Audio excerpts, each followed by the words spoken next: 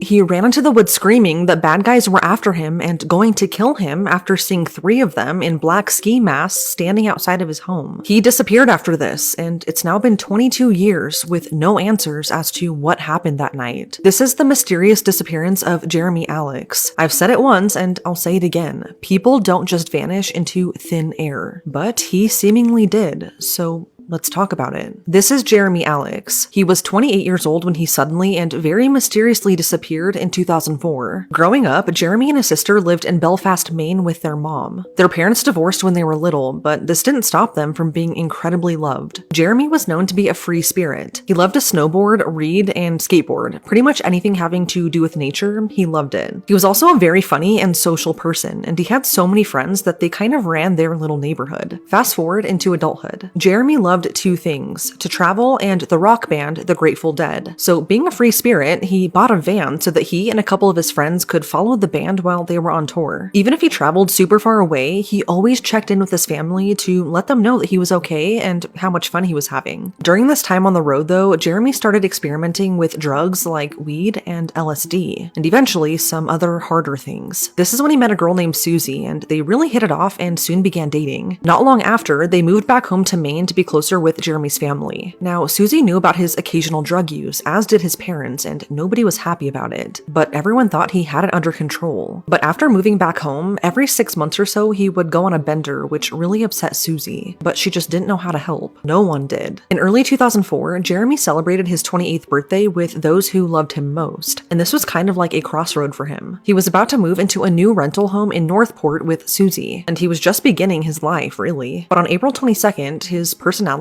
would shift. He and Susie, as well as a few of their friends, spent the day up at Sugarloaf Mountain having some outdoor fun. Things were going great until they got back. This is when Jeremy's mood shifted, and it kind of seemed like he wanted to part ways with Susie, which was completely out of the blue. He told her that he wanted to keep moving things into their new house, but alone. And although this hurt Susie's feelings, she figured that he probably just wanted to party without her there and disapproving of it all. There was already some tension in their relationship because of his drug use, but this made it a lot worse. So Susie stayed behind at their old apartment, and Jeremy never came home that night. One of his friends later said that she was with Jeremy that night, and it was his first night of a multi-day drug bender. This friend said that he used some pretty hard drugs, which made her realize that he was a bit out of control. This brings us to Friday, April 23rd, 2004. This was Jeremy's first night in his brand new house in Northport, and he was alone as Susie was still at their old apartment. Late that night, Jeremy saw something that really scared him. He said he saw Susie and 2 other people standing outside and wearing black ski masks, just glaring at him through his window. He brushed it off and went to bed, but this freaked him out really bad. The next morning, now April 24th, Jeremy went to his old apartment and confronted Susie about the incident. At this point, he was in full-blown panic mode and super agitated. He told Susie that people were out to get him and kill him, and that she was a part of this huge conspiracy. This obviously freaked Susie out because she had no idea what he was talking about, as she wasn't outside his window that night, and because Jeremy was so paranoid that he seemed dangerous. So she locked herself in the upstairs bathroom and started crying. A few minutes later, Jeremy comes up and seems completely normal, even apologizing and worried that he scared her. But when she opens the door, it's like his personality switched again and he became even more agitated. Jeremy then packed up some furniture in his van and said he had to quickly go because he had an appointment that afternoon to buy a moped, which was also random. He then stormed out the front door, and this would be the very last time that Susie would ever see him again. The very last time that Jeremy would ever be seen alive was at 6 that evening. A woman named Cynthia was out on her back porch in Northport, Maine, when all of a sudden a man ran out of the woods behind her home and into her yard. She said he seemed really panicked, unkempt, and very scared, like he was delusional. The man had a red backpack slung over his shoulder and a big wad of money gripped tightly in his hand, but upon looking closer, this wasn't just any random man. She actually recognized him as one of her former students, none other than Jeremy Alex. She was his English teacher more than a decade prior, but she did recognize him. Jeremy was super paranoid, and he told Cynthia that some bad guys were trying to hurt him. And she said it was weird because one second he seemed to recognize her too, but the next it was like he had no clue who she was. Jeremy begged her not to call the cops, but with all the commotion, her husband came outside and tried to calm Jeremy down. He told him to come sit in their backyard and just talk to them and tell them what was going on, so he did. While this was happening, Cynthia tried to sneak inside to call an ambulance, which spooked Jeremy, so he tried to take off running, but her husband husband pinned him down. And just as the ambulance was pulling up into their driveway, Jeremy somehow broke free, where he then ran back into the woods, never to be seen again. So because of all of this, the police were called, and it didn't take them long to find Jeremy's van, which was in a parking lot at the end of the road, abandoned. Inside were his keys and some of his personal belongings, like his cell phone. This led to a smallish search in the surrounding area, but no trace of Jeremy was found. At first, authorities thought that this was maybe just a situation where he ran off and just needed some time to himself since he was an adult. But it soon became clear that was not the case. By the next day, Jeremy had still not returned for his van, so this is when police grabbed his phone and started calling all of his contacts. But nobody had seen or heard from him since the day prior. By Monday morning, police notified Jeremy's family and filled them in on his bizarre behavior and now his disappearance. Again, at first they tried not to worry and figured there must be some good explanation for this. But then they called Susie, his girlfriend, and they quickly learned of Jeremy's last moments and how something was really not right here. One of the first things Susie could think of doing was go to their new rental home, and there she found the door wide open and unlocked with the key still inside the deadbolt. Inside, she found some drugs, and now with the police being involved, she was worried that Jeremy would get into even more trouble, so she flushed them. This kickstarted a massive search for Jeremy, which included several different law enforcement agencies, tracking dogs, and volunteers. Together, they combed every possible area that Jeremy could be. All the back roads, the woods surrounding his former teacher's home, vacant camps nearby, and even Penobscot Bay, which was a mile east of where his van was found. If you ran through the woods, you would find that it sloped pretty steep down into the bay, so police used ultralight aircraft to search that as well. But absolutely no trace of Jeremy was found. It was like he vanished into thin air. Time was definitely not on their side, as he had now been missing for 3 days, and the weather was now freezing. It also concerned everyone the way Jeremy was behaving, and it made a lot of people question if he was hallucinating because of the drugs that he took. On May 6th, the search for Jeremy was officially called off. I mean, everything you could possibly search was searched, and they found nothing. So this led police to believe that he just wasn't in this area anymore. But this is where the story gets even more bizarre, because 1 month after Jeremy disappeared, something was found, but it would go unnoticed and unreported for another 4 years. So in May 2004, a couple who had just purchased a beautiful coastal home in Northport were walking across the shore of Penobscot Bay. It was perfect, and they'd often find a ton of different things that had washed ashore, like feathers, sea glass, and even money sometimes. But that day, they found something else. On the shore lay a driver's license, face down. When they flipped it over, they found that the license belonged to Jeremy Alex, but at the time, they had no idea that he was a missing person. This couple would then put all of their cool collections into a vase sitting on their coffee table, and that's exactly where they put Jeremy's driver's license. It then sat there for another 4 years, untouched. Then one day out of the blue in 2008, they invited their friend Jim over. Jim was a retired California patrol officer, and that day the couple was telling him all of the cool stuff they had found over the years, including a driver's license. This kind of stuck out to Jim, so he asked to see it, and when he did, he immediately recognized Jeremy Alex as the man who went missing years prior. So he reported this to the Maine State Police and even contacted Jeremy's dad to let him know what was found. So from that point on, Jeremy's family began making the drive every single weekend to search the shore of Penobscot Bay for any other potential clues. But this turned up nothing else, which sadly is probably because so many years had passed at that point. His family believes that Jeremy is likely dead at this point, and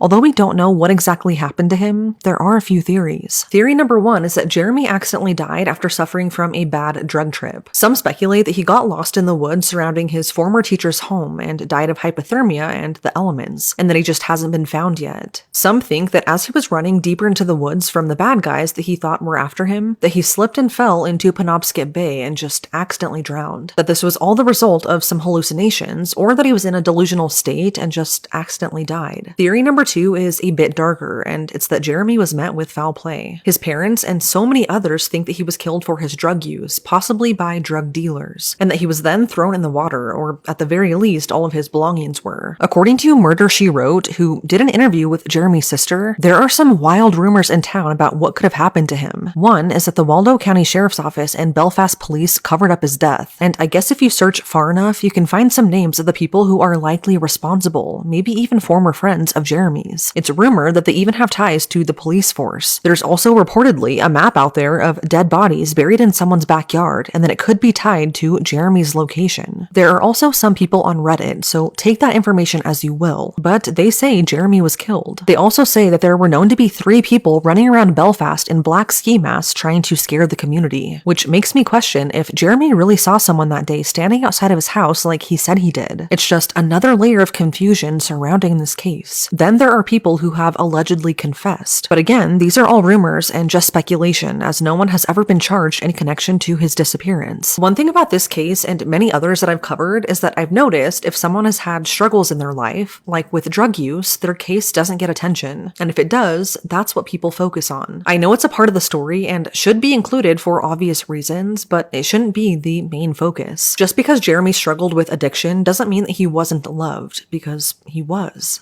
Very much. And he still deserves to be found and brought home to his family. Regardless of what happened to him that day, this case is still unsolved. If you have any information about the disappearance of Jeremy Alex, make sure to contact this tip line. But it's now been 22 years, and whatever happened to Jeremy that day in the woods remains a mystery.